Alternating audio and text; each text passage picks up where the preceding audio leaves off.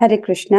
हम श्रीमद् भगवद गीता के द्वितीय अध्याय गीता का सार इसके 33वें श्लोक को पढ़ रहे हैं। बहुत सुंदर श्लोक है। अभी तक भगवान समझा रहे थे कि अर्जुन तुमको युद्ध करना चाहिए, इससे तुम्हें क्या लाभ होगा।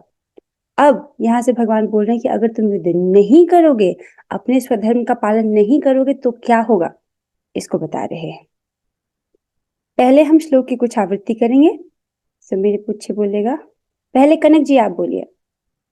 अथ चेत्त्वमिमं धर्म्यम् अथ चेत्त्वम् इमं धर्म्यम् सङ्ग्रामं न करिष्यसि सङ्ग्रामं न करिष्यसि ततः स्वधर्मं कीर्तिं च तथा स्वधर्मकीर्तिं च हित्वा पापम् अवाप्स्यसि।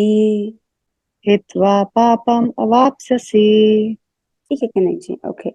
Next one. अच्छा प्रयास किया आपने। निधि माता जी बात कीजिए। अथ चेत्त्वमिमं धर्म्यम् अथ चेत्त्वमिमं धर्मं सङ्ग्रामं न करिष्यसि सङ्ग्रामं न करिष्यसि ततः स्वधर्मं कीर्तिं च तथा स्वधर्मं कीर्तिं च हित्वा पापम् अवाप्स्यसि। हित्वा पापम् अवाप्स्यसि। बहुत सुंदर निधि माता जी। सुयश पांडे प्रभु जी। ठीक है, एक बार आप ट्राई कीजिए। अथ चेत्त्वमिमं धर्म्यम् अथ चेत्त्वमिमं धर्म्यं सङ्ग्रामं न करिष्यसि सङ्ग्रामं न करिष्यसि ततः स्वधर्मं कीर्तिं च ततः स्वधर्मं कीर्तिं च हित्वा पापम् अवाप्स्यसि। हित्वा पापम् अवाप्स्यसि। बहुत सुंदर। तो भगवान कह रहे हैं इस श्लोक में, भगवान कह रहे हैं कि अथ अर्थात दूसरी ओर, मतलब पहली ओर ये बता दिया कि अगर तुम युद्ध करोगे तो क्या मिलेगा। राइट, क्या बोला था। अगर तुम जीत भी गए, तुम जीते तो तुम्हें राज्य मिलेगा, मर भी गए तो स्वर्ग के द्वार तुम्हारे लिए खुले हैं। लेकिन दूसरी ओर अगर तुम युद्ध नहीं करोगे, चेत यदि त्वम अर्थात तुम, इमम यह, धर्म्यम संग्रामम धर्म युद्ध, न करिष्यसि नहीं करोगे, अगर तुम ये धर्म युद्ध रूपी संग्राम नहीं करोगे, अगर तुम युद्ध नहीं करोगे तो क्या होगा। तथा अर्थात तो, स्वधर्मम कीर्तिम च, स्वधर्म और कीर्ति को, हित्वा अर्थात खोकर, पापम पाप को, अवाप्यसी अवाप्यसी पाओगे। तुम अपनी कीर्ति को भी खो दोगे और पाप को प्राप्त करोगे। अर्जुन एक बहुत बड़े योद्धा हैं, उनकी बहुत कीर्ति है। केवल पृथ्वी में ही लोग नहीं जानते कि वो बहुत बड़े धनुर्धर हैं, यहाँ तक कि स्वर्ग में भी जानते हैं। राइट। एक बार स्वर्ग में आक्रमण हो गया था निवात कवचों का, और इंद्र जी भी उनसे सामना नहीं कर पा रहे थे। तब उन्होंने अर्जुन को बुलाया था। आप देख रहे हैं, स्वर्ग में स्वर्ग की प्रॉब्लम सॉल्व करने के लिए धरती में किसी को बुलाया गया, तो उस व्यक्ति का क्या सामर्थ्य होगा। राइट। तो वहां भी सब जानते हैं अर्जुन के बारे में, तो उनको कैसा लगेगा कि अरे ये युद्ध से भाग गए। राइट, तो उनकी बहुत कीर्ति है। तो भगवान कह रहे कि जो तुम्हारी कीर्ति है वो भी खो जाएगी अगर इस प्रकार तुम अगर युद्ध नहीं करोगे तो। भगवान कह रहे हैं, भावार्थ पढ़ते हैं। किंतु यदि तुम युद्ध करने के स्वधर्म को संपन्न नहीं करते तो तुम्हें निश्चित रूप से, मतलब फॉर श्योर, अपने कर्तव्य की अपेक्षा करने का पाप लगेगा। अपेक्षा नहीं होना चाहिए, उपेक्षा, that would be the correct word. उपेक्षा अर्थात इग्नोर। तुम अपने कर्तव्य को नहीं कर रहे हो, उसका तुमको पाप लगेगा, और तुम योद्धा के रूप में भी अपना यश खो दोगे। तुम बहुत बड़े योद्धा हो, सभी जानते हैं। तो द्रोणाचार्य ने भी आपको आशीर्वाद दिया है कि आप विश्व के सबसे बड़े धनुर्धर हो। उनको कैसा लगेगा, सोचो, उन्होंने आपको आशीर्वाद दिया है कि आप विश्व के सबसे बड़े धनुर्धर हो, और आज इस धर्म युद्ध से तुम भाग गए। Right? तो तू जो तुम्हारा यश है एक वॉरियर के रूप में, तुम उसको खो दोगे, और अपना कर्तव्य ना करने के कारण तुमको पाप लगेगा। ऐसा भगवान कह रहे हैं। आप देख रहे हो भगवान की कम्युनिकेशन स्किल कितनी अच्छी है। अगर भगवान को कन्विंस करना हो कितने अच्छे से कर सकते हैं। पहले बोला कि तुम युद्ध करो तो तुमको ये लाभ मिलेगा, अब कह रहे हैं कि अगर नहीं करोगे तो ये नुकसान होगा। Isn't it? तो काफी अच्छी तरीके से भगवान कन्विंस कर रहे हैं। तो भगवान को बता देते हैं कि युद्ध करेंगे तो क्या होगा। पिछले श्लोक में बताया कि स्वर्ग के द्वार खुल जाएंगे तुम्हारे लिए। अगर युद्ध नहीं करोगे तो निश्चित रूप से अपने कर्तव्य की अपेक्षा करने का पाप लगेगा तुमको। अर्जुन को लगता था कि युद्ध करके उनको पाप लगेगा, अपने स्वजनों को हत्या का पाप लगेगा, गुरुजनों की हत्या का पाप लगेगा। लेकिन भगवान कह रहे नहीं नहीं, तुम युद्ध नहीं करोगे तो तुमको पाप लगेगा, अपने कर्तव्य को इग्नोर करने का पाप लगेगा और तुम योद्धा के रूप में भी अपना यश खो दोगे। है ना? अब टीका पढ़ते हैं, छोटी सी टीका है, आप सहजता से समझ जाएंगे इसको। अर्जुन विख्यात योद्धा था जिसने शिव आदि अनेक देवताओं से युद्ध करके यश अर्जित किया था। आप तो जानते ही हैं ये कि अर्जुन कृष्ण के बहुत अच्छे भक्त है और जो व्यक्ति भगवान का भक्त हो सभी देवता उससे स्वतः ही प्रसन्न हो जाते हैं। राइट? सो जैसे यहाँ पर शिव जी उन पर स्वतः ही प्रसन्न थे, इसलिए वो उनसे लड़ने आते हैं। राइट? और युद्ध में अर्जुन भगवान शिव को बहुत प्रसन्न करते हैं और शिव जी उनको क्या देते हैं, अपना पशुपतास्त्र प्रदान करते हैं। राइट? तो उन्होंने यश अर्जित किया कि नहीं, कि देखो अर्जुन ने शिव जी को युद्ध में प्रसन्न किया, उनके टक्कर का लड़ा, isn't it? तो उनका यश है कि नहीं है? तो काफी विख्यात योद्धा हैं। तो शिकारी के वेश में शिव जी से युद्ध करके तथा उन्हें हराकर अर्जुन ने उन्हें प्रसन्न किया था। देख लो, हराकर उनको प्रसन्न किया था और वर के रूप में पशुपतास्त्र प्राप्त किया था। राइट? लेकिन शिव जी ने उन्हें कहा था कि तुम इस युद्ध में दिव्यास्त्र का अगर कोई इस्तेमाल ना करे तो आप भी मत करना। तो उन्होंने इस अस्त्र को यूज नहीं किया। और भी उन्होंने कई देवताओं से लड़ा, जैसे इंद्रदेव से लड़ा। अगर आपको याद हो खांडव प्रस्थ में, राइट, खांडव प्रस्थ को जलाना चाहते थे अग्निदेव। आपको अगर हल्की हल्की कथा याद हो, मैं थोड़ा कथा सुना देती हूँ। एक बार अग्निदेव ब्राह्मण के वेश में आते हैं और कृष्ण और अर्जुन से एक भिक्षा मांगते हैं कि आप मुझे कोई भिक्षा दे दीजिए। तो अर्जुन उनसे पूछते हैं कि आपको क्या भिक्षा चाहिए। तो वो कहते कि मुझे भोजन चाहिए, आप मुझे भोजन करा दीजिए। तो आपको किस प्रकार का भोजन चाहिए? मैं खांडव वन को जलाना चाहता हूँ, मैं अग्निदेव हूँ और मैं खांडव वन को जलाना चाहता हूँ, इस प्रकार से मैं तुष्ट हो जाऊंगा। तो कृपा करके आप मेरी भूख को शांत कर दीजिए। राइट? अब आप पूछोगे किस प्रकार की भूख है, एक जंगल को जलाना चाहते हैं ये, राइट? ऐसी कैसी भूख है? तो पीछे आते हैं कहानी में। तो अग्निदेव ये एक एक राजा थे जिन्होंने 100 वर्षों तक एक बहुत बड़ा यज्ञ कराया था। ठीक है? और 100 वर्षों तक यज्ञ कराया, तो उसमें यज्ञ में तो अग्निदेव होते ही है ना, अग्नि में आहुति जाती है। दिखने में आग दिख रहे हैं लेकिन वो अग्निदेव है, तो वो यज्ञ में आहुति जा रही है। तो आहुति में क्या जाता है? यज्ञ का हविष्य जाता है और घी जाता है। तो वो 100 वर्ष तक चल रहा है यज्ञ, तो अग्निदेव घी और हविष्य खा रहे हैं, तो उनको उनको अरुचि हो जाती है। अगर आप 5 दिन सिर्फ घी घी खाओगे तो कैसा होगा बताओ? पर जी नहीं मचलाएगा। तो वो 100 सालों तक खा रहे थे, उनको अरुचि हो गई और उनका स्वास्थ्य खराब हो गया। तो फिर वो ब्रह्मा जी के पास जाते हैं, उससे बोलते कि मेरा जो है स्वास्थ्य खराब हो गया, अब मैं क्या करूं? तो ब्रह्मा जी उनको बोलते हैं कि अच्छा तुम ऐसा करो, तुम खाना बना उसको जला दो, उसका वनस्पति उसे खा करके तुम्हारा जो ये है तो अरुचि ठीक हो जाएगी तुम्हारी। तो अग्निदेव ऐसे ही करते हैं, वो नीचे आते हैं और खांडव वन को जलाने का प्रयास करते हैं। लेकिन एक समस्या है, खांडव वन में रहते हैं तक्षक नाग। राइट? अब तक्षक नाग जो है वो इंद्रदेव के मित्र हैं। ओके?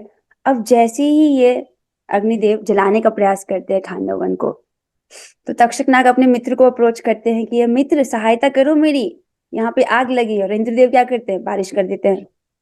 राइट? तो यानी कि अग्निदेव विफल रहे, उनकी तबियत अभी भी ठीक नहीं हुई। एक बार प्रयास करते हैं, बारिश हो जाती है, दूसरी बार, तीसरी बार, ऐसे 7 बार हो जाते हैं, वो विफल रहते हैं। क्योंकि जब भी वो जलाने का प्रयास करते हैं, इंद्रदेव क्या करते हैं? वर्षा कर देते हैं। राइट? अब वो वापस ब्रह्मा जी के पास जाते हैं और कहते हैं कि कुछ बात नहीं बन रही है, मैं आपके बताए हुए उपाय को कर तो रहा हूँ लेकिन मैं सफल नहीं हो पा रहा हूँ। तब ब्रह्मा जी उनको बताते हैं कि इस वक्त धरती पर नर और नारायण स्वयं विद्यमान है, अर्जुन और कृष्ण। तुम जा करके उनकी सहायता लो। राइट? जहां अर्जुन और कृष्ण विद्यमान है वहां स्वयं विजय विराजमान है, तुम उनकी सहायता लो। इस प्रकार से अग्निदेव अर्जुन और कृष्ण की शरण में आते हैं, उनसे सहायता मांगते हैं। तो इस प्रकार से अर्जुन कहते हैं ठीक है, मैं आपकी सहायता कर दूंगा, लेकिन मुझे अस्त्र चाहिए होंगे। तो उसके बाद अग्निदेव उनके लिए फिर वो वरुण देव का आह्वान करते हैं और उनको एक रथ प्रदान करते हैं, एक दिव्य रथ जो अर्जुन के पास आज है इस युद्ध में, और धनुष और 2 अक्षय तरकश भी प्रदान करते हैं। तो इस प्रकार से युद्ध होता है, राइट। इस बार जो है अग्निदेव जलाने का प्रयास करते हैं, इंद्रदेव आते हैं, वर्षा करने का प्रयास करते हैं, वर्षा करने का प्रयास करते हैं, लेकिन कृष्ण और अर्जुन बहुत पराक्रम से लड़ते हैं कि इंद्रदेव को वहां से भागना पड़ता है। आप समझ रहे हो? तो जैसे यहाँ पर अर्जुन आर्गुमेंट दे रहे हैं कि अरे मुझे तो मेरे गुरुजनों पर बाण चलाना पड़ेगा, लेकिन वो युद्ध अर्जुन ऑलरेडी कर चुके हैं जब वो अपने पिता से लड़े थे। इंद्रदेव अर्जुन के पिता हैं, राइट। उन्होंने अपने पिता को भी हराया था, इंद्रदेव को भी हराया था, ये उनका यश है कि नहीं, राइट। धरती, वो अर्जुन क्या है, वो धरती पे एक बहुत बड़े योद्धा थे, उन्होंने स्वर्ग के राजा को पर भी जीत प्राप्त की, ये उनका यश है। तो इस प्रकार वो एक बहुत विख्यात योद्धा थे, सभी लोग जानते थे कि वह महान योद्धा है। स्वयं द्रोणाचार्य ने उसे आशीष दिया था और एक विशेष अस्त्र प्रदान किया था जिससे वह अपने गुरु का भी वध कर सकता था। वो सर्वश्रेष्ठ योद्धा थे और उनके पास एक विशेष एक अस्त्र था जो द्रोणाचार्य ने दिया था ताकि वो अपने गुरु का भी वध कर सके। तो इस प्रकार वह अपने धर्म पिता एवं स्वर्ग के राजा इंद्र समेत अनेक अधिकारियों से अनेक युद्धों के प्रमाण पत्र प्राप्त कर चुका था। अर्थात इतने युद्ध करके उन्होंने स्थापित किया ना कि वो एक बहुत ही पराक्रमी योद्धा है। इंद्र से लड़ गए, उनसे जीत गए, शिव जी से लड़े, उनसे जीत गए, राइट। और जब द्रौपदी जी का स्वयंवर हुआ था तब आपको ये याद होगा कि जब वो वहां जाते हैं अर्जुन, तो ब्राह्मण के वेश में जाते हैं, राइट, और द्रौपदी जी के स्वयंवर को जीत जाते हैं। और उस स्वयंवर में सारे राजकुमार उपस्थित होते हैं, दुर्योधन, कर्ण समेत सारे राजकुमार वहां पर विद्यमान होते हैं।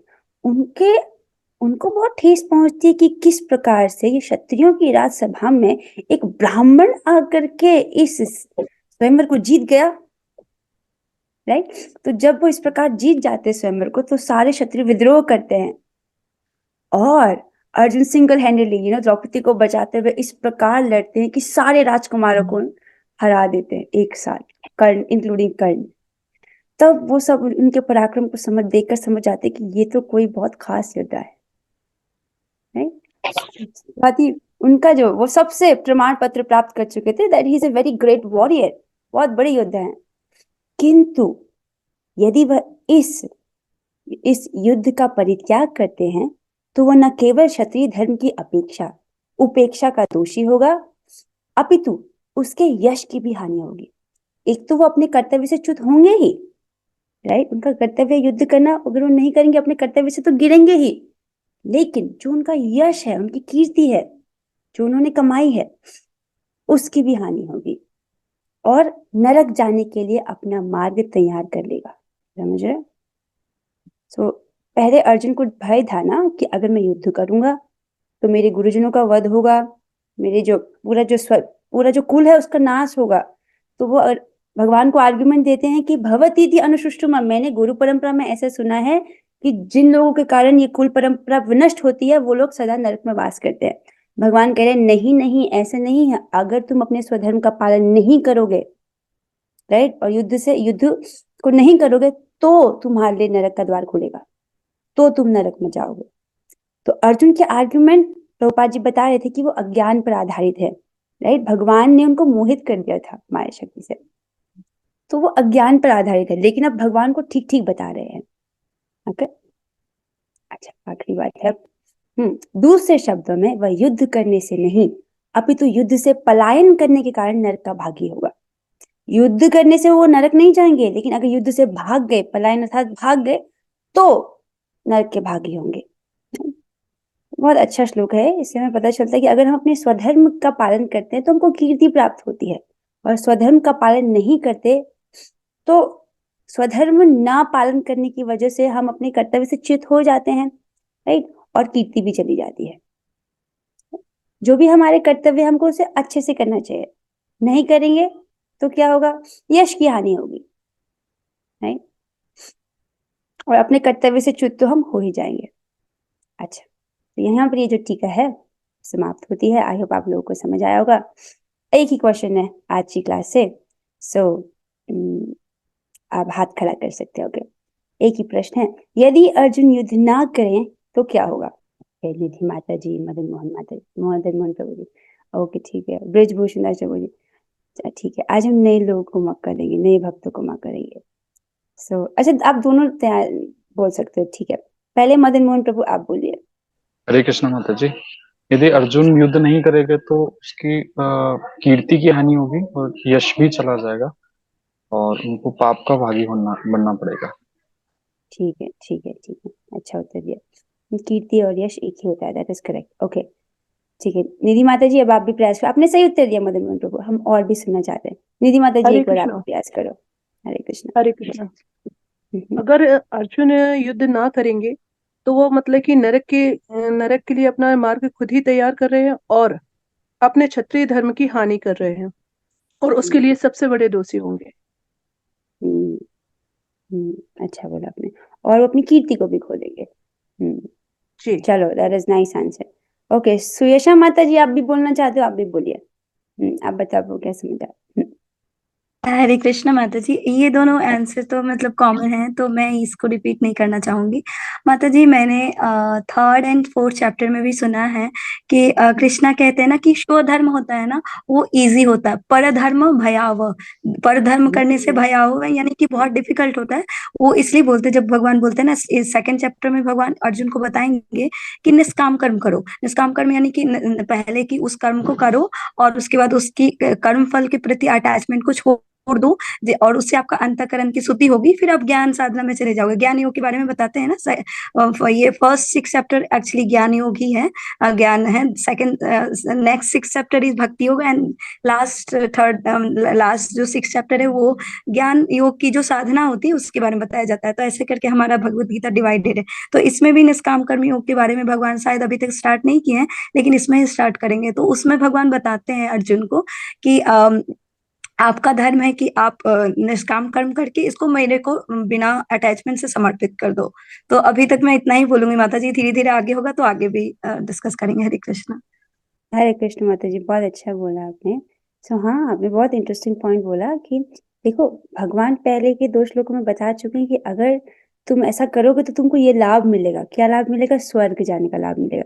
लेकिन भगवान चाहते नहीं है कि अर्जुन इस लाभ से प्रेरित होकर कार्य करे, राइट। भगवान नहीं चाहते कि अर्जुन इसलिए युद्ध करे कि उसको स्वर्ग मिले, इस लाभ, ये बहुत छोटा है।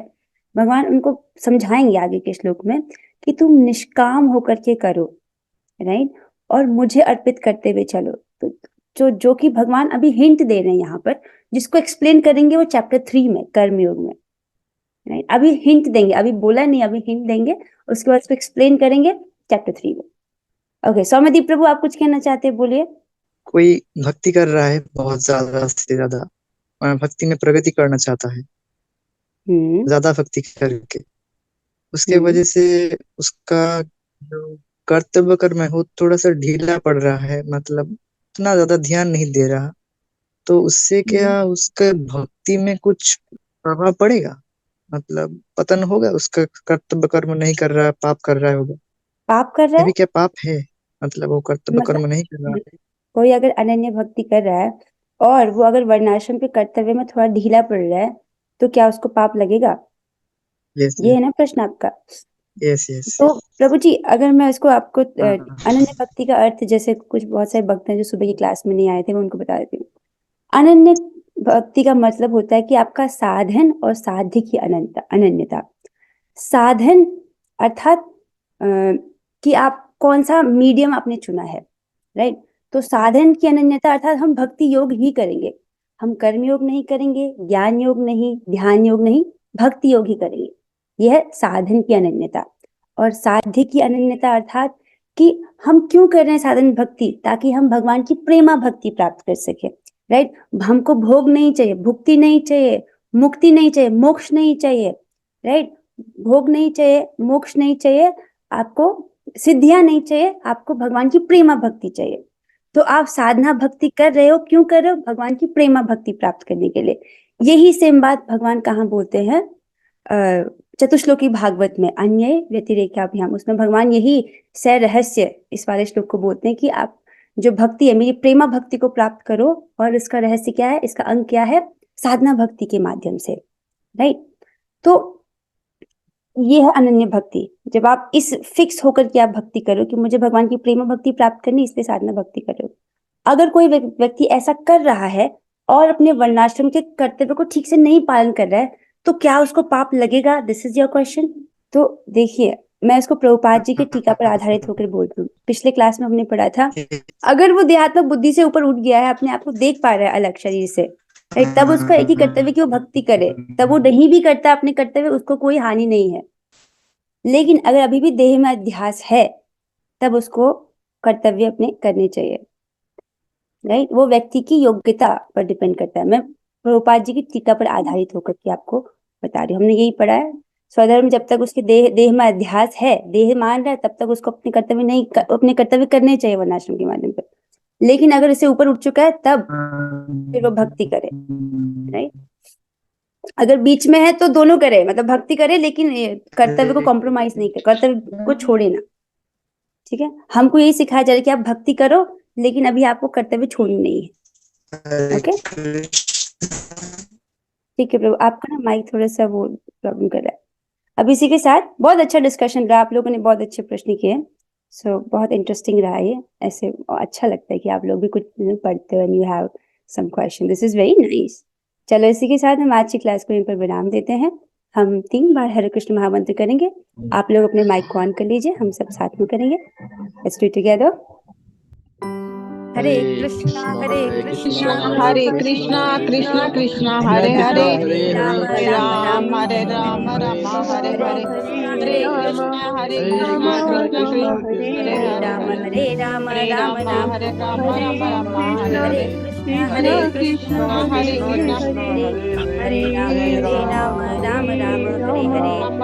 हरे राम श्रीमद् भगवद गीता की जय। और हरे हरे कृष्णा। कृष्ण।